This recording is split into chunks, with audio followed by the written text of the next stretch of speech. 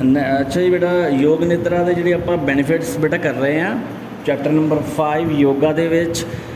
ਹੁਣ page number 128 ਇਹ ਬੇਟਾ ਲਾਸਟ ਪੇਜ ਹੈ ਇਸ ਟੌਪਿਕ ਦਾ, ਇਸ ਚੈਪਟਰ ਦਾ, ਜਿਹੜੇ ਆਪਾਂ ਬੈਨੀਫਿਟਸ ਕਰ ਰਹੇ ਹਾਂ। ਹੁਣ 6th ਬੈਨੀਫਿਟ ਹੈਗਾ enhance memory and learning capacity.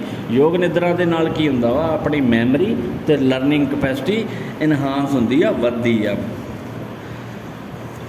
The technique of Yoga Nidra is helpful in increasing learning and memory capacity. ਯੋਗ ਨਿਦਰਾ ਦੀ ਟੈਕਨੀਕ ਨਾਲ ਜਿਹੜੀ ਆਪਣੀ ਲਰਨਿੰਗ ਐਂਡ ਮੈਮਰੀ ਕਪੈਸਿਟੀ ਆ ਉਹ ਆਪਣੀ ਇਨਕਰੀਜ਼ ਕਰਨ ਵਿੱਚ ਹੈਲਪ ਕਰਦੀ ਆ। ਵੈਨ ਯੋਗ ਨਿਦਰਾ ਇਜ਼ ਯੂਜ਼ ਇਨ ਐਜੂਕੇਸ਼ਨ, ਜਦੋਂ ਕਹਿੰਦੇ ਯੋਗ ਨਿਦਰਾ ਨੂੰ ਆਪਾਂ ਐਜੂਕੇਸ਼ਨ ਵੀ ਯੂਜ਼ ਕਰਦੇ ਹਾਂ। Both hemispheres of the student brains are involved in learning the subject, whereas in a classroom teaching the left hemisphere functioning more।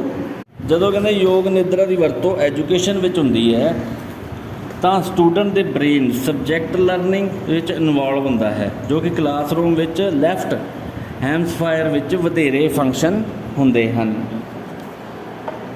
In this way, the practice of Yoga Nidra involves the total mind of learning। ਇਸ ਵੇ ਨਾਲ ਯੋਗ ਨਿਦਰਾ ਦੀ practice training ਵਿੱਚ total mind involve ਹੁੰਦਾ ਹੈ।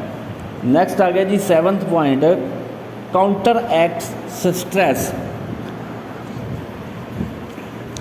When the demands of the situation exceed the ability of the individual, then distress result, which may manifest in a mental and physical symptoms of abnormality। ਜਦੋਂ situations ਦੀ demand individual ਦੀ ability ਤੋਂ ਵੱਧ ਹੁੰਦੀਆਂ ਹਨ ਤਾਂ distress result ਹੁੰਦੇ ਹਨ, ਜੋ ਅਬਨੋਰਮਲੀ ਦੇ ਮੈਂਟਲ ਐਂਡ ਫਿਜ਼ੀਕਲ ਸਿੰਪਟਮਸ ਪੈਦਾ ਕਰਦੇ ਹਨ। The practice of Yoga Nidra help in building up the coping ability।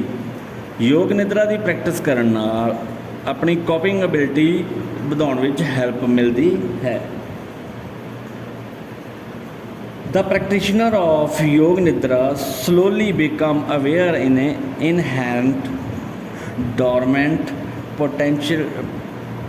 potentialities and thus prevent himself from the becoming a victim of distress। ਯੋਗ ਨਿਦਰਾ ਦੀ ਪ੍ਰੈਕਟੀਸ਼ਨਰ ਹੌਲੀ ਹੌਲੀ ਸੁੱਚੇ ਹੋਣ ਬਾਰੇ ਜਾਣੂ ਹੋ ਜਾਂਦੇ ਹਨ। ਇਸ ਤਰ੍ਹਾਂ ਉਹ ਆਪਣੇ ਆਪ ਦੀਆਂ ਡਿਸਟ੍ਰੈਸ ਦਾ ਵਿਕਟਮ ਹੋਣ ਤੋਂ ਰੋਕਦੇ ਹਨ। Point number 8, manages psychological disorders. ਜਿਹੜੇ ਆਪਣੇ ਸਾਈਕੋਲੋਜੀਕਲ ਡਿਸਆਰਡਰਸ ਹੁੰਦੇ ਆ ਉਹਨੂੰ ਮੈਨੇਜ ਕਰਦਾ ਵਾ। When the individuals fail to adjust to the situation then distress result. ਕਹਿੰਦੇ ਜਦੋਂ ਵਿਅਕਤੀ ਸਿਚੁਏਸ਼ਨ ਐਡਜਸਟ ਕਰਨ ਵਿੱਚ ਫੇਲ ਹੁੰਦਾ ਹੈ ਤਾਂ ਫਿਰ ਡਿਸਟ੍ਰੈਸ ਰਿਜ਼ਲਟ ਆਉਂਦਾ ਹੈ। Some individuals are prone to developing distress due to their unconscious urge to remain tenses. ਕੁਝ ਵਿਅਕਤੀ ਕਹਿੰਦੇ ਮੁਸੀਬਤ ਦਾ ਸ਼ਿਕਾਰ ਹੁੰਦੇ ਹਨ, ਉਹਨਾਂ ਨੂੰ ਅਨਕੌਂਸ਼ੀਅਸ ਰਹਿਣ ਕਾਰਨ ਜਦੋਂ ਡਿਸਟ੍ਰੈਸ ਲੌਂਗ ਪੀਰੀਅਡ ਤੱਕ ਜਾਰੀ ਰਹਿੰਦਾ ਹੈ। It may result in psychological disorder like neurosis or even ਸਾਈਕੋਸਿਸ। ਇਹ ਕਹਿੰਦੇ ਜੀ ਇਸ ਦੇ ਰਿਜ਼ਲਟ ਵਜੋਂ ਡਿਸਆਰਡਰ ਲਾਈਕ ਨਿਊਰੋਸਿਸ ਔਰ ਸਾਈਕੋਸਿਸ ਵੀ ਹੋ ਸਕਦਾ ਹੈ। In the practice of Yoga Nidra, inherent tendency to become tense is rooted out and the individual start viewing the situations and less demanding। ਯੋਗ ਨਿਦਰਾ ਦੀ ਪ੍ਰੈਕਟਿਸ ਵਿੱਚ ਟੈਂਸ ਬਣਨ ਦੀ ਅੰਦਰੂਨੀ ਪ੍ਰਵਿਰਤੀ ਨੂੰ ਰੂਟਸ ਤੋਂ ਖਤਮ ਕਰ ਦਿੱਤਾ ਜਾਂਦਾ ਹੈ, ਮਤਲਬ ਕਿ ਜੜੋਂ ਹੀ ਖਤਮ ਕਰ ਦਿੱਤਾ ਜਾਂਦਾ ਹੈ। ਵਿਅਕਤੀ ਸਿਚੁਏਸ਼ਨ ਨੂੰ ਲੈਸ ਡਿਮਾਂਡਿੰਗ ਵਜੋਂ ਵੇਖਣਾ ਸ਼ੁਰੂ ਕਰ ਦਿੰਦਾ, ਮਤਲਬ ਕਿ ਉਹ ਜ਼ਿਆਦਾ ਡਿਮਾਂਡ ਨਹੀਂ ਕਰਦਾ। ਲਾਸਟ ਪੁਆਇੰਟ ਹੈਗਾ ਜੀ 9th point, manages psychosomatic disorder disease psychosomatic disease. When the tension, conflict and frustration of the mind manifest in the form of physical symptoms. Those diseases are termed as a psychosomatic disease. ਜਦੋਂ mind tension, conflict and frustration physical symptom ਦੇ ਰੂਪ ਵਿੱਚ ਪ੍ਰਗਟ ਹੁੰਦਾ ਹੈ, ਉਹਨਾਂ disease ਨੂੰ ਸਾਈਕੋਮੈਟਿਕ disease ਕਿਹਾ ਜਾਂਦਾ ਹੈ। Yoga nidra aim at releasing the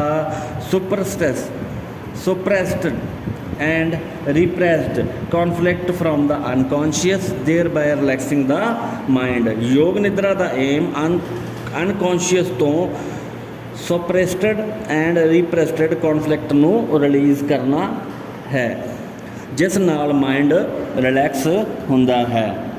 from the above discussion, ਮਤਲਬ ਕਿ ਜਿਹੜੀ ਆਪਾਂ ਉੱਪਰ ਡਿਸਕਸ਼ਨ ਕੀਤੀ ਆ, it become clear the techniques of yoga nidra has promotive and curative value. ਇਹ ਕਲੀਅਰ ਹੋ ਜਾਂਦਾ ਹੈ ਕਿ yoga nidra technique preventive, promotive and curative value ਹੈ। It prevent stress and stress related disorder by inducing deep physical, emotional and mental relaxation. ਇਹ mental relaxation and calm ਰਹਿਣ ਦੀ technique ਤੇ deep physical, mental and mental relaxation ਸੰਬੰਧੀ stress and stress related disease ਨੂੰ ਰੋਕਣ ਵਿੱਚ help ਕਰਦਾ ਹੈ। ਓਕੇ ਬੇਟਾ, ਇੱਥੇ ਆਪਣਾ ਚੈਪਟਰ ਨੰਬਰ 5 ਕੰਪਲੀਟ ਹੋ ਗਿਆ ਜੀ। Thank you very much.